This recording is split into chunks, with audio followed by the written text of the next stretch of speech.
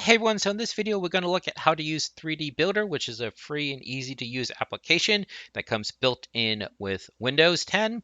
We're going to show you how to create frames and then a few variation of those frames to maybe create a few structures. So I mentioned before that I'm very fond of this application because it's easy to use. It's non-technical, particularly for indie game developers. Rather than having to learn something like Blender, you can instead use this because with Blender, you really have to start learning about how to use vertices and edges and facings. With this, you're just taking a shape and kind of carving away at it, and I think it has a very natural feel to it. So again, 3D Builder, free, easy to use, should come built in with Windows. If not, you can download it from the Windows Store. So we're going to look at creating frames. So if you click on Insert and then you click on Custom, I've mentioned in the past that if you use really extreme settings, particularly ultra low settings on latitude and longitude, you can actually create shapes that are not directly listed in that dropdown. So if you change this to torus, change latitude to 3, so top, middle, bottom, 3. Now the longitude is how you change it to a triangle, a square, octagon, whatever you want. So we're going to set this all the way down to 3, and we have a triangle. Now, you might want this. If so, then you can just click on Add and be done with it. But if you want it to have flat top and bottom like a frame, what you do is you would click on Add, and then you'd click on Edit, and then you click on Split. It automatically splits along the middle. And we're going to leave it as keep top, so it's going to split off the bottom and dispose of it. I'm going to click on split. And now what you need to do is you need this bottom to be extruded. So what's nice is you don't even have to do any special settings. You just click on extrude down and it's automatically going to extrude down vertically for the whole bottom. You click on extrude down and there you go. So now it has a flat bottom.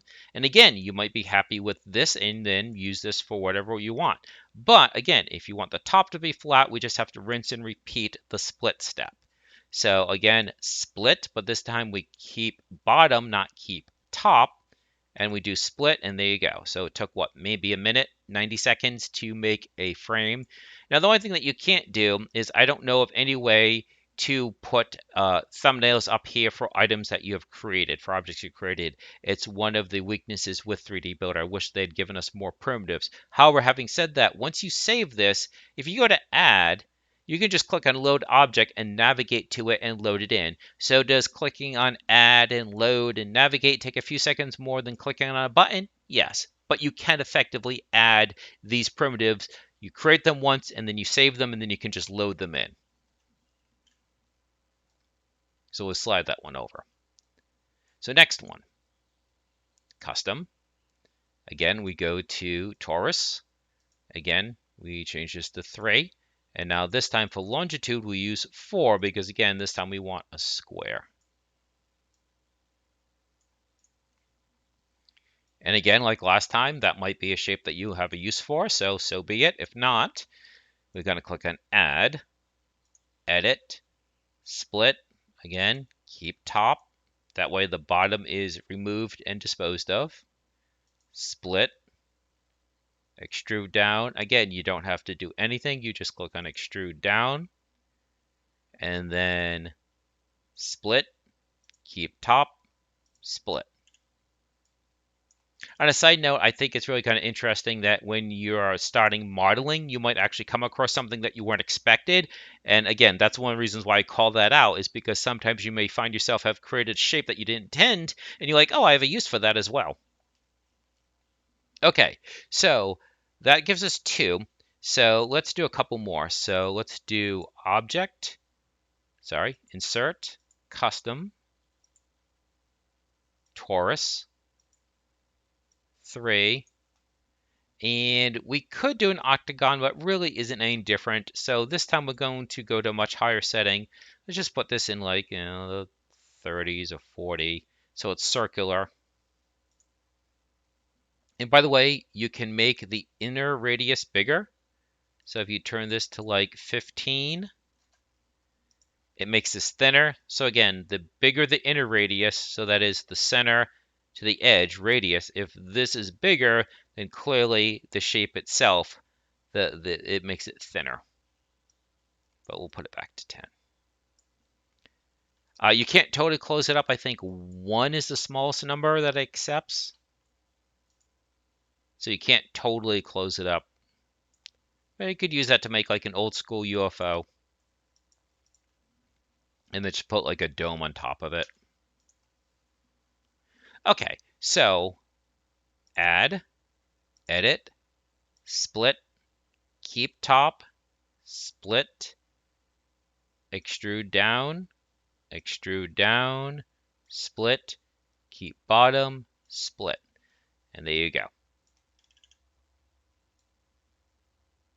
Okay, now the last thing I'm going to do is we're going to look at making a basic primitive structure. It's going to kind of look like a tent. You could use it for like an RTS or something.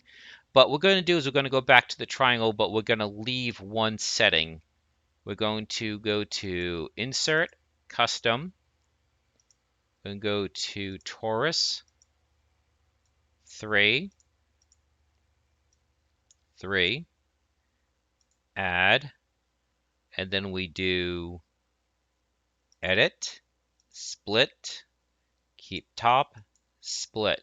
Now what we can do is you can use this to make a frame. You could do a structure, excuse me, like rather than being a single plane frame, you could or a single axis, you could actually have this shape on all 3 axes, or at least 2, horizontal and depth. It wouldn't be so much vertical because it's standing upright.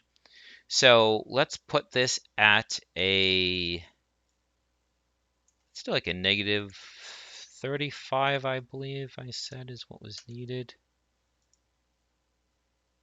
No, that's not right. I think negative 55. Yep. You just need to pop this up and it automatically snaps to sitting on the ground. And now we're just going to copy this. So we're going to Object, Duplicate, slide this over, take the Rotate tool, rotate it around. So obviously that needs to be 180 because it's turned around facing the direction it came from. And again, this will just kind of snap in place, I believe. Yep. And now we will copy this one again. But this time we'll rotate it this. Oh, did it? Sorry about that.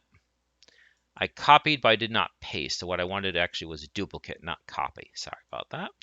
So we'll rotate this 90 degrees only.